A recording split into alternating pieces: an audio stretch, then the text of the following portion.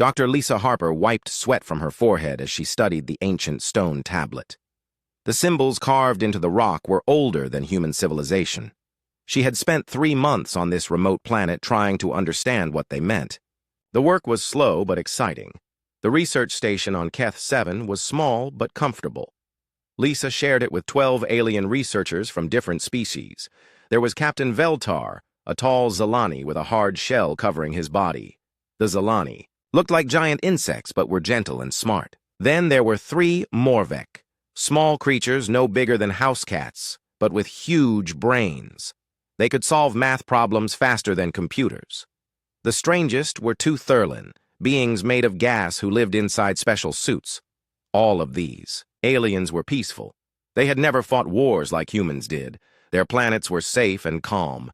They studied old ruins and shared knowledge with each other. Lisa sometimes felt like the only dangerous thing on the entire research station. The morning started like any other. Lisa was drinking coffee and reading reports when the alarms began to sound. Red lights flashed everywhere. Captain Veltar's voice came over the speakers, but his usual calm was gone. Fear filled every word. All staff report to the main hall, immediately. This is not a drill. Lisa ran through the metal corridors. Her heart was beating fast. She had never heard Veltar sound scared before. The main hall was full of worried aliens, their different languages mixed together in a buzz of panic. Veltar stood at the front of the room. His shell was darker than usual, which meant he was very afraid. Behind him, a large screen showed space around their planet. Lisa saw something that made her blood turn cold.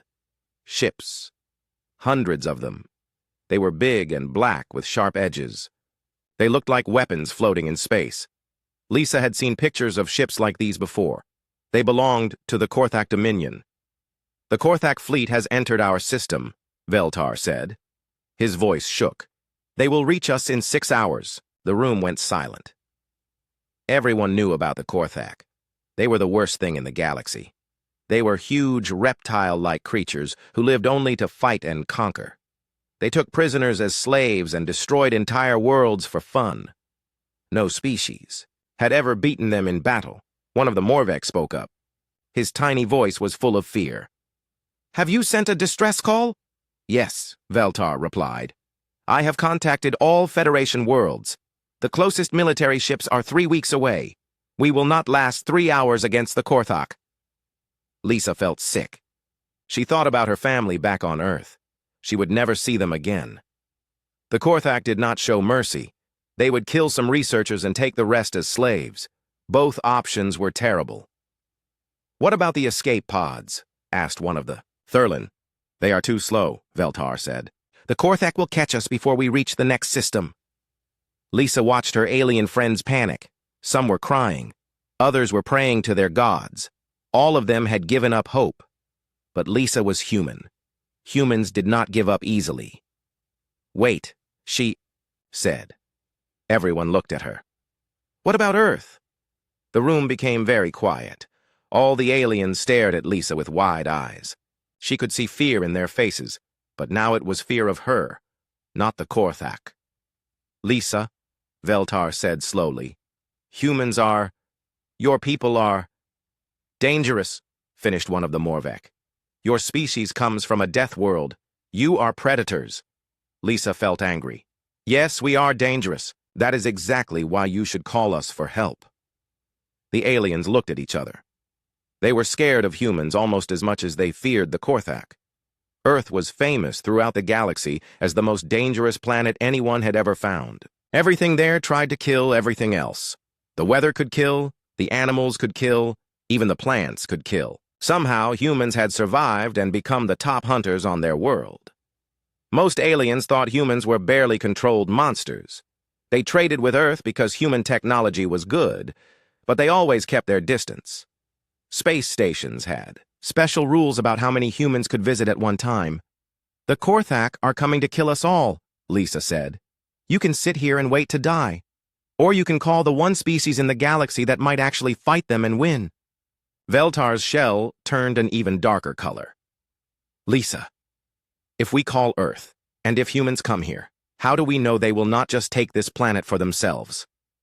Because I am here, Lisa said. I am human. They will come for me. The debate went on for an hour. The aliens were terrified of both options. The Korthak would definitely kill or enslave them. But humans might do the same thing. Lisa tried to explain that her people were not monsters, but she knew the aliens had good reason to be scared. Human history was full of violence. In the end, fear of the Korthak won. As the alien fleet got closer, Veltar agreed to send a message to Earth. Lisa helped him record it. This is Dr. Lisa Harper, Earth citizen, requesting immediate assistance. Korthak forces have invaded Keth 7. Civilian researchers under attack. Coordinates attached. Please, anyone who receives this, help us.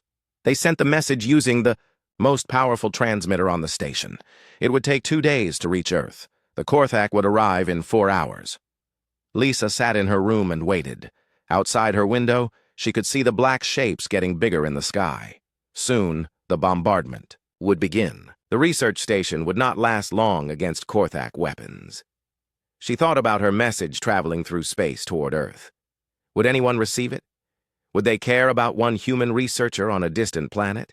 Would they come in time? Thadiu. First explosions lit up the sky like fireworks. The Korthak had arrived. Admiral Jake Morrison was drinking his morning coffee when the message arrived. The communication officer on Luna Command looked nervous as she handed him the data pad. Jake had been in charge of Earth's space defense for 10 years. He had seen many strange things, but this message made him pause. A distress call from the Keth 7 system, sir, the officer said. One of our citizens is trapped there with alien researchers. Korthak attack in progress. Jake played the message 3 times. Dr. Lisa Harper's voice was calm, but he could hear the fear underneath. The Korthak Dominion was no joke. They were the reason Earth had built such a strong military. Everyone knew that sooner or later the Korthak would come for human space. Get me the Security Council, Jake ordered. Emergency meeting in 1 hour. The council meeting was loud and angry. 20 officials sat around a metal table, all talking at once. Some wanted to help Dr. Harper. Others said it was too dangerous. A few suggested that one human life was not worth starting a war. The Korthak have over 200 ships at Keth 7, said General Bob Hayes. We would need to send our entire fleet to have any chance of winning. That would leave Earth defenseless. We cannot abandon our own people, argued Colonel Amy Richards. She was in charge of the Terran Strike Force, Earth's most elite soldiers. Dr. Harper is a citizen. We have a duty to protect her. What about the bigger picture? Asked another general. If we attack the Korthak now, they will bring their full fleet to Earth. We are not ready for that kind of war. Jake listened to the arguments for 2 hours. The debate was getting nowhere. Finally, he stood up and everyone went quiet. How long would it take our fastest ship to reach Keth 7? He asked. The Iron Vengeance could make it in 5 days, Colonel Richards replied. But sir, one ship against a Korthak fleet is suicide. Jake smiled. It was not a nice smile. Colonel, your people are not normal soldiers. They are hunters from the most dangerous world in the galaxy. Maybe it is time the Korthak learned what that means. Colonel Richards looked excited. Are you authorizing a rescue mission, sir? I am authorizing more than that, Jake said. The Korthak think we are weak because we stay hidden in our own space. Dr. Harper's message gives us a chance to send a different message. Show them what happens when they threaten humans. The Iron Vengeance was Earth's newest warship. It was built using technology that other species thought was impossible. The ship could travel faster than anything else in the galaxy.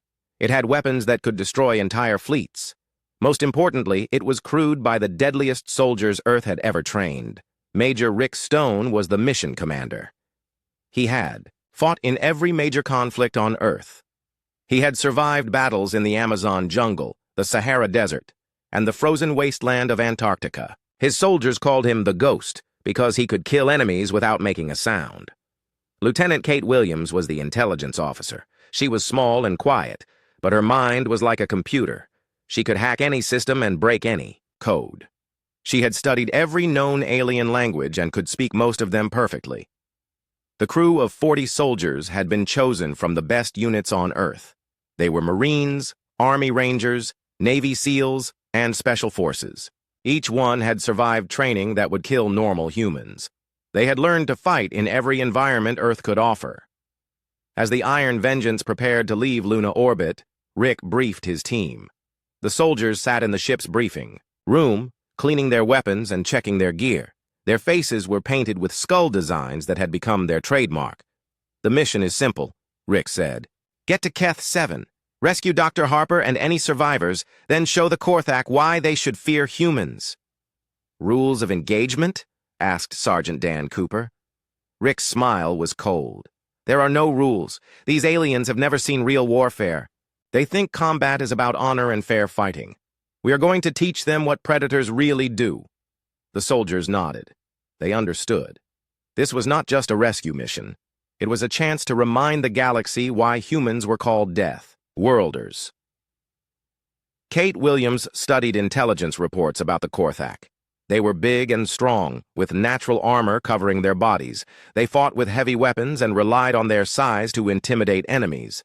But they had never faced anything like humans. "They have no experience fighting smaller, faster opponents," Kate reported. "Their tactics are based on overwhelming force. They do not expect stealth attacks or psychological warfare." "Perfect," Rick said. "We will give them an education they will never forget." The Iron Vengeance jumped to faster-than-light speed. The journey to Keth 7 would take 5 days. The crew used that time to prepare for battle. They studied the layout of Korthak ships. They practiced boarding actions and hostage rescues. They prepared weapons and equipment that most species had never seen. On Earth, Admiral Morrison watched the ship disappear into hyperspace. He had made a difficult choice. If the mission failed, Dr. Harper would die, and Earth would have revealed its military capabilities for nothing. But if it succeeded, the galaxy would learn that humans were not helpless prey. In his private office, Morrison looked at classified reports about Korthak expansion. The alien empire was growing larger every year. They had conquered 17 species in the past decade. Intelligence suggested they were planning to attack human space within 5 years. Maybe it was better to fight them now on humanity's terms, rather than wait for them to choose the time and place of battle. Meanwhile, on Keth 7, Dr. Harper and the surviving researchers huddled in their prison cells. The Korthak had captured the research station after a short battle. Most of the aliens were dead. The survivors were locked up, waiting to be taken as slaves. The Korthak guards were huge creatures, twice as tall as humans. Their skin looked like green leather armor. They had sharp teeth and claws that could tear metal. They enjoyed frightening their prisoners and often threatened to eat them. Lisa tried to keep the other prisoners calm. Captain Veltar was badly injured from the battle. The 3 surviving Morvek were so scared they could barely speak. One of the Thurlin had damaged his containment suit and was slowly dying. "Do you think your people received the message?" "Veltar?" asked Lisa. Lisa looked out through the bars of their cell. In the distance, she could see Korthak soldiers loading stolen research equipment onto their ships. They were taking everything of value and would destroy the rest. "If they got the message, they will come," she said. "But will they arrive in time?" Veltar whispered. Lisa did not answer. She was thinking about the Iron Vengeance and the soldiers who crewed it. If any humans in the galaxy could fight the Korthak and win, it would be them. But first, they had to get here before the aliens decided to kill their prisoners. The Iron Vengeance arrived at the edge of the Keth 7 system like a ghost in the night. The ship's advanced stealth systems made it invisible to Korthak sensors. Major Rick Stone stood on the bridge, studying the enemy fleet through the viewscreen. 200 Korthak warships surrounded the planet. They were massive vessels, built for overwhelming firepower rather than speed or stealth. Each ship was 3 times larger than the Iron Vengeance. In a normal battle, 1 human ship against 200 alien warships would be hopeless. But this would not be a normal battle. "Lieutenant Williams, begin Phase 1, Rick ordered. Kate Williams smiled as her fingers danced over the computer controls. She had spent years studying alien technology. The Korthak used simple, brutal systems that were easy to hack if you knew how. Within minutes, she had access to their communication networks. "I'm in their system, sir," Kate reported. "Uploading the psychological warfare package now." Throughout the Korthak fleet, computer screens began showing videos of human soldiers. In combat, the aliens watched footage of humans fighting in Earth's deadliest environments. They saw soldiers surviving in boiling deserts, frozen mountains, and poisonous jungles. They watched humans hunt predators that could kill with a single bite. The videos showed humans doing impossible things. Soldiers who kept fighting with broken bones. Warriors who showed no pain when wounded. Hunters who tracked their prey for days without rest. The footage was designed to plant one simple idea in alien minds. Humans were not normal prey animals. Captain Groktar of the Korthak flagship watched the videos with growing confusion. His species had conquered dozens of worlds. They had never seen anything like this. Most aliens surrendered when they saw Korthak ships. These humans seemed to enjoy fighting. "Where are these images coming from?" Groktar demanded. "Unknown, Captain," his communications officer replied. "They appeared in our system without warning. Our security protocols show no signs of intrusion." The fact that humans could hack their systems so easily was almost as frightening as the videos themselves. The Korthak prided themselves on their technology. If humans could break their codes without being detected, what else could they do? While Kate worked her electronic magic, Rick prepared his assault teams. The Iron Vengeance carried 40 of Earth's deadliest soldiers. They wore black armor covered with skull designs. Their faces were painted to look like death itself. Every piece of equipment had been designed for one purpose: killing. "Remember," Rick told his teams, "we are not just rescuing prisoners. We are sending a message. Every Korthak who survives this battle will carry stories of human warfare back to their empire. Make sure those stories are terrifying." The soldiers checked their weapons one final time. They carried firearms that fired. Explosive rounds, knives made from materials that could cut through alien armor, and devices that most species had never imagined. Each soldier was a walking nightmare designed by evolution's cruelest planet. Rick's team would infiltrate the Korthak flagship to rescue Dr. Harper. Kate's team would target the command ships to create chaos in the fleet. The remaining soldiers would spread throughout the enemy formation, striking terror into alien hearts. The assault began with silence and shadows. Human soldiers used personal cloaking devices to board Korthak ships without being seen. The aliens had no defense against opponents they could not detect. Guards simply vanished from their posts. Entire sections of ships went dark with no explanation. On the flagship, Rick and his team moved through the corridors like ghosts. They had studied the ship's layout during the journey from Earth. Every door, every corridor, every ventilation shaft was mapped in their minds. They knew exactly where the prisoners were held. The first Korthak guards died without knowing they were under attack. Rick's knife slid between the aliens' armor plates, finding the soft spots that hours of study had revealed. The creature fell, silently, its blood pooling on the metal floor. But Rick was not interested in quick, clean kills. The psychological impact was more important than efficiency. He left the body where other guards would find it, positioned to create maximum fear. Around the corpse, he scattered photographs of human military victories. Similar scenes played out across the Korthak fleet. Human soldiers appeared from nowhere, killed with surgical precision, then vanished before reinforcements could arrive. They left behind evidence of their presence, recordings of human battle cries, images of Earth's most dangerous predators, and messages written in alien blood. The psychological campaign worked better than expected. Korthak warriors, feared throughout the galaxy for their courage, began to panic. Reports flooded the command centers. Entire squads found dead with no sign of the attackers, security systems that showed nothing but somehow let enemies pass through, and strange sounds in the ventilation systems that might have been alien voices, or might have been something worse. Captain Groktar tried to maintain order, but his own officers were starting to question their situation. The Korthak had never fought an enemy like this. Their usual tactics of overwhelming force were useless against opponents they could not see or track. "Send out search teams," Groktar ordered. "Find these intruders and kill them." But the search teams that left the bridge never returned. Hours passed with no word from the patrols. When other guards went to investigate, they found bodies arranged in patterns that seemed designed to drive viewers insane. Some corpses were positioned to look like they had killed each other. Others showed signs of torture that exceeded even Korthak standards of cruelty. In the prison section of the flagship, Dr. Harper heard the sounds of battle growing closer. The alien researchers huddled together in their cell, terrified by the screams and explosions echoing through the ship. But Lisa felt a cold satisfaction. She recognized the sounds of human military operations. "What is happening?" Captain Veltar whispered. "Help is coming," Lisa replied. The Korthak guards were clearly nervous. They kept looking over their shoulders and jumping at every sound. One guard's hands shook so badly he could barely hold his weapon. These creatures had conquered dozens of worlds, but they had never faced predators from a death world. Rick's team reached the prison level after clearing 3 decks of enemy soldiers. Their black armor was now decorated with alien blood.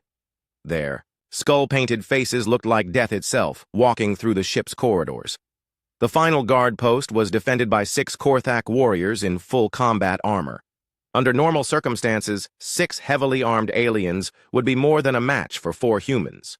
But these were not normal circumstances. Rick's team attacked from 3 directions at once. They used weapons the Korthak had never seen. Adhesive, grenades that glued enemies to walls, sonic disruptors that caused intense pain without permanent damage, and neural scramblers that interfered with alien nervous systems. The battle was over in 30 seconds. The Korthak guards lay unconscious, or paralyzed on the floor. Rick stood over them, his weapon still smoking from the brief firefight. "Dr. Harper," he called out. "This is Major Stone, Terran Strike Force. We're here to take you home." Lisa felt tears of relief run down her face. The voice was calm and professional, but underneath she heard something that made her shiver. This was the voice of a predator, a killer from humanity's most violent world. The humans had come to rescue them. But looking at the blood-covered soldiers and the terror in the eyes of their alien captors, Lisa wondered if they had called for salvation or damnation. Major Rick Stone cut through the prison bars with a tool that melted alien metal like butter. Dr. Lisa Harper stepped out of her cell, followed by the surviving alien researchers. The human soldiers looked like demons in their black armor, their skull-painted faces showing no emotion. "Are you injured, Doctor?" Rick asked. His voice was calm and professional, but Lisa could see the cold calculation in his eyes. This was a man who had killed many times, and would kill many more before the day was over. "I'm fine," Lisa replied. She looked at her alien companions. Captain Veltar was badly wounded, barely able to walk. The 3 Morvek were so frightened, they could not speak. "But my friends need medical attention." Rick nodded to one of his soldiers, who immediately began treating Veltar's injuries. The medic worked with efficient skill, but the alien captain flinched away from the human's touch.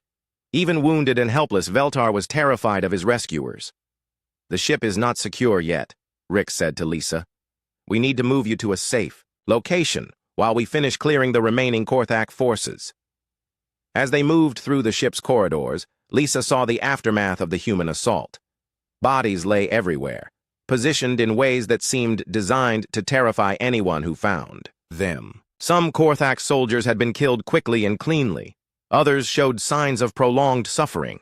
The walls were covered with messages written in alien blood.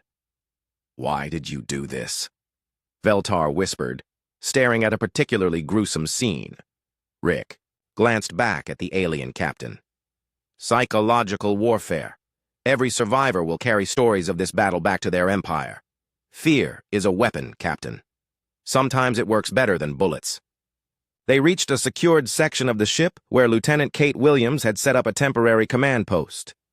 She was surrounded by computer screens showing different parts of the Korthak fleet. Her team had taken control of the enemy's communication systems and was using them to spread panic throughout the alien formation. "Status report," Rick ordered. 47 enemy ships have been disabled or destroyed," Kate replied. "The remaining vessels are trying to retreat, but our hunter-killer drones are tracking them. Estimated enemy casualties, 15,000 dead, 8,000 wounded." Lisa felt sick. In less than 6 hours, the humans had killed more Korthak soldiers than had died in most galactic wars. The efficiency of the slaughter was terrifying. "What about prisoners?" Rick asked. "We have captured 12 high-ranking officers," Kate said. "They are being prepared for interrogation." The alien researchers looked confused. Captain Veltar asked, "What kind of interrogation?" Kate smiled. It was not a pleasant expression. "The kind that gets results. We need to know about Korthak military plans, fleet positions, and command structures. Our subjects will provide that information. You mean torture, Veltar said quietly. We mean effective intelligence gathering, Rick corrected. The methods we use are designed to break down mental resistance without causing permanent physical damage. Most species consider our techniques to be torture. We consider them to be necessary tools. Lisa watched her alien friends react to this casual discussion of torture.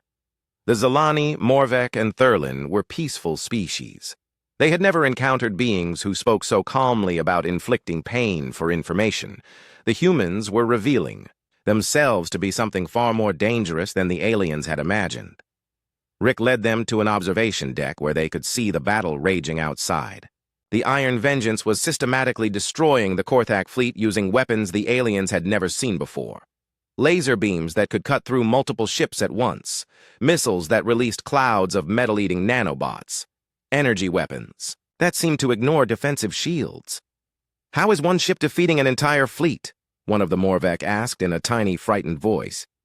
Superior technology and tactics, Kate replied. The Korthak fight like animals. They rely on size and strength. Humans fight like hunters. We use intelligence, planning, and tools. As they watched, a Korthak battleship tried to ram the Iron Vengeance. The human ship simply vanished, reappearing behind the alien vessel. Weapons fire tore the battleship apart in seconds. The explosion lit up space like a small sun. We call that a phase shift, Kate explained. Your species think faster-than-light travel can only be used between star systems. We learned how to use it in combat.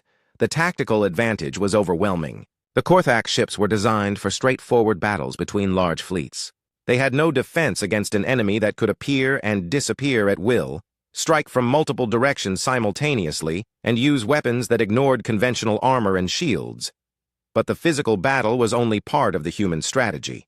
Throughout the enemy fleet, captured Korthak officers were being subjected to interrogation techniques that broke their minds rather than their bodies. The humans used drugs, sonic torture, and psychological manipulation to extract information.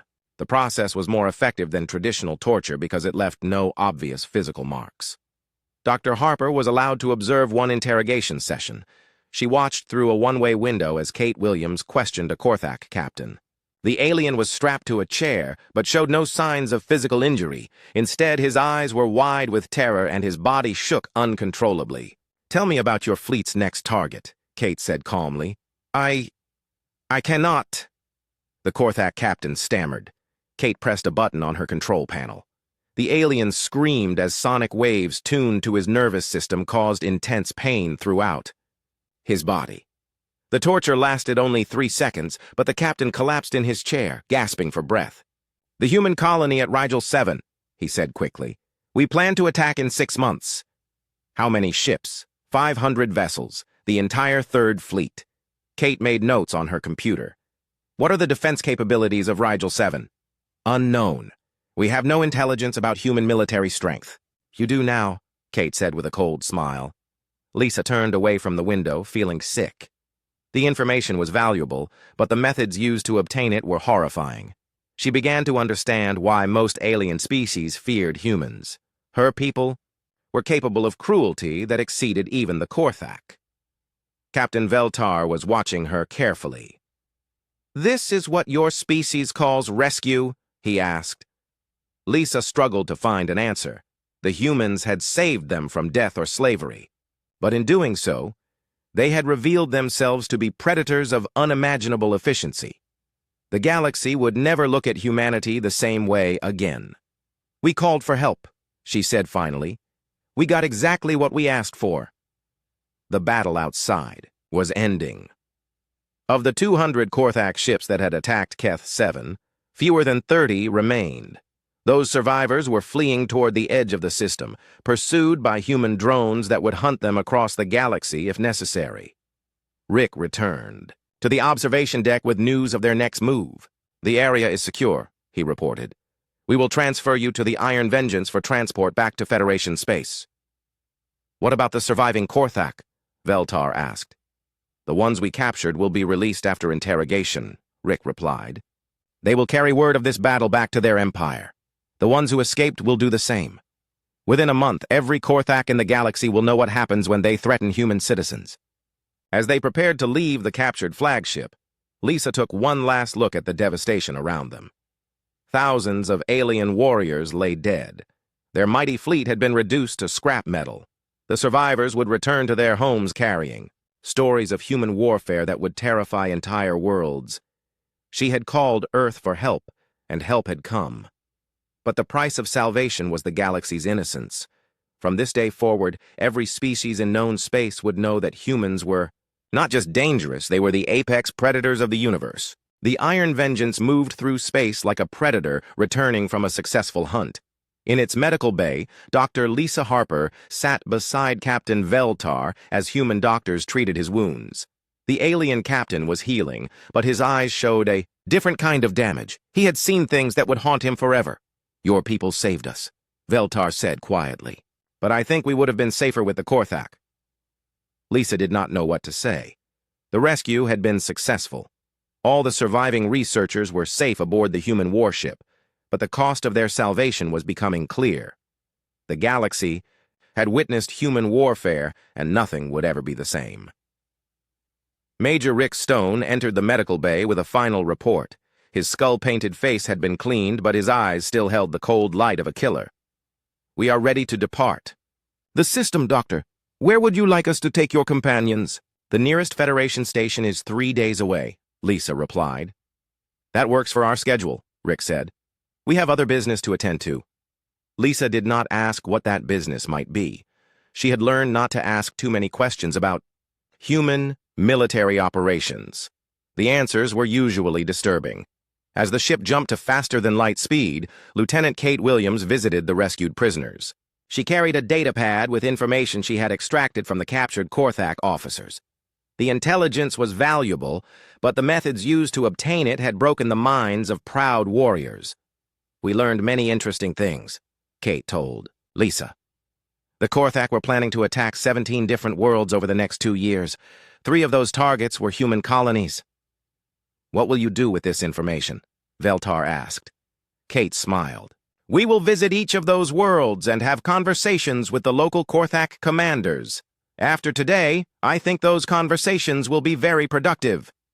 The alien captain shuddered. He was beginning to understand that the battle at Keth 7 was not the end of human involvement in galactic affairs. It was the beginning of something much larger and more terrifying. During the 3-day journey, Lisa spent time talking with the human crew. She tried to understand how her own species had become such efficient killers. The soldiers spoke casually about tactics that would horrify other species. They discussed psychological warfare, assassination techniques, and weapons designed to cause maximum terror. "Why do you fight this way?" she asked Rick during one conversation. "Because it works," he replied simply. "Earth taught us that the universe is not a safe place. Everything wants to kill you. The only way to survive is to be more dangerous than anything else out there." "But we are civilized now," Lisa protested. "We have left those primitive days behind." Rick laughed, but there was no humor in the sound. "Doctor, civilization is a thin layer of paint over humanity's true nature. When threatened, we become what we always were, the deadliest hunters in the galaxy. The aliens are just now figuring that out." On the 2nd day of the journey, they received a message from Earth. Admiral Morrison's face appeared on the main screen, his expression serious but satisfied. "Mission accomplished, Major Stone," the Admiral said. "Intelligence reports indicate that Korthak fleets throughout the galaxy are retreating to defensive positions. Your demonstration was very effective." "What about the political situation?" Rick asked. 17 species have requested emergency meetings with Earth's government," Morrison replied. "They want to discuss mutual defense treaties. It seems everyone wants to be friends with the humans now." Lisa felt a chill run down her spine. Fear was driving galactic politics now. Her distress call had not just saved the research team, it had announced humanity's presence as the dominant military power in known space. The rescued alien researchers spent most of the journey huddled together in their quarters. They spoke in whispers about what they had witnessed.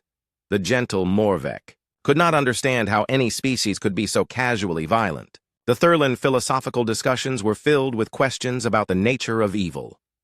Captain Veltar asked Lisa the question that had been troubling him since the rescue. How do we tell our people about this?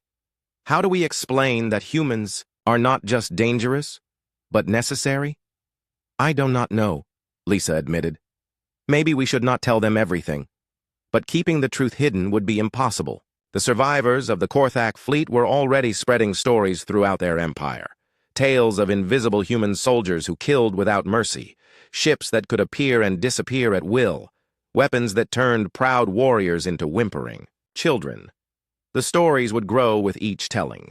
Soon, every species in the galaxy would hear about the battle at Keth 7. Some would be inspired to seek alliance with Earth.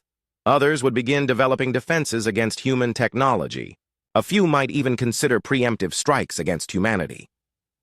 On the third day, they reached the Federation station.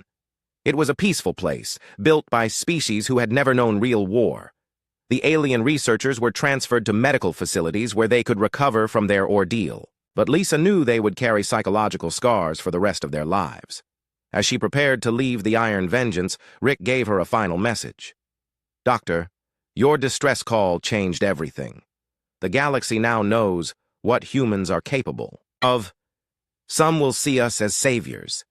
Others will see us as monsters. Both views are correct. Lisa nodded. She understood the weight of what had happened. Her desperate plea for help had unleashed humanity upon the stars. The consequences would echo for generations. The Iron Vengeance departed the station, heading toward its next mission. Kate Williams had identified 12 Korthak outposts that needed to be visited. Each one would receive a demonstration of human military capabilities.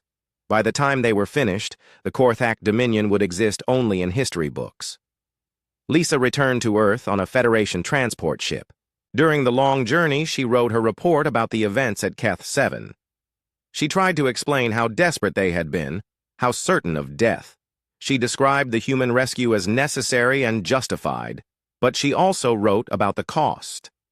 The casual brutality, the psychological torture, the cold efficiency of human killers. She warned that humanity's entrance onto the galactic stage would change everything. The age of peaceful cooperation between species was ending.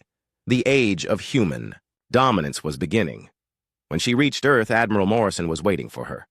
His first question was not about her health or the alien researchers.